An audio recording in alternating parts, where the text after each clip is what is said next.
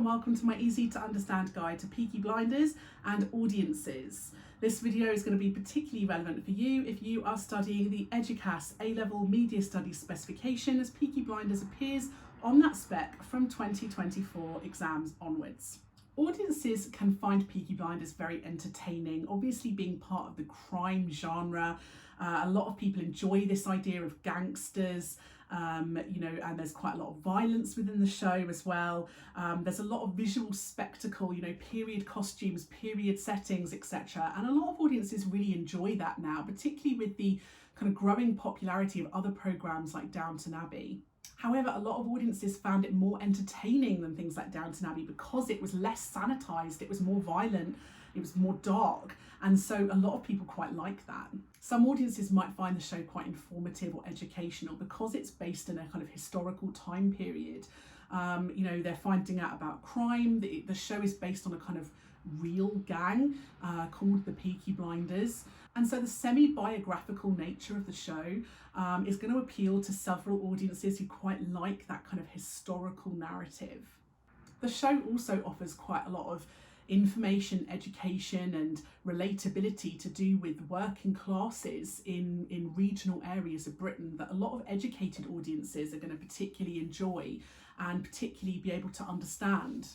Ofcom is the organisation that regulates the BBC, and in 2018 they carried out some research to find out what audiences felt about the BBC and the content they produced, and they found that many audiences actually felt that the BBC didn't do enough to represent different regional areas of Britain, and so this might explain why the BBC tried to respond positively to this by encouraging more content like things like Peaky Blinders. Because the show makes quite a lot of kind of social comments about class and wealth and poverty, a lot of audiences quite enjoy this, particularly if they're kind of left-leaning politically.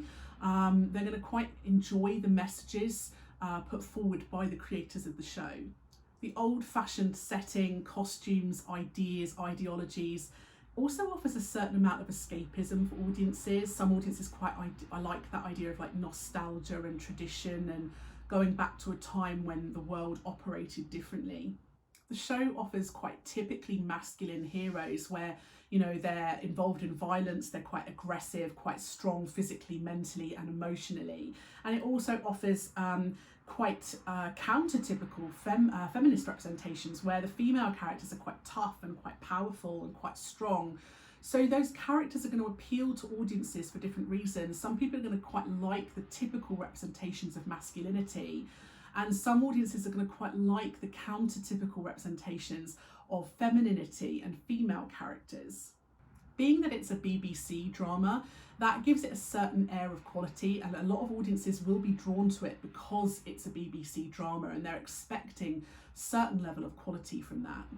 Not all audiences are going to respond the same way and take the preferred reading. Some audiences are going to take a more negotiated or oppositional reading. For example, some audiences found the show too violent, too graphic. Some audiences found that the kind of show, despite purporting to be based on a kind of historically accurate gang, lacked factual accuracy. So, some of the things that they did, the time period it was set in, the gang actually operated more in the 1800s, whereas the TV show shows them operating more in the early 1900s.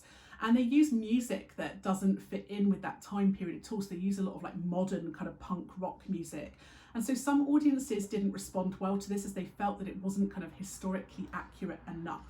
Some audiences felt that the accents that the actors used in the show were not accurate, and they felt that the accents grated on them quite a lot. It had a big impact on fans. There was a big rise in tourism in the areas featured in the programme. The fashion from the show became really popular. There was a big rise in this kind of style that you see on some of the male characters and in the marketing materials, the posters, etc.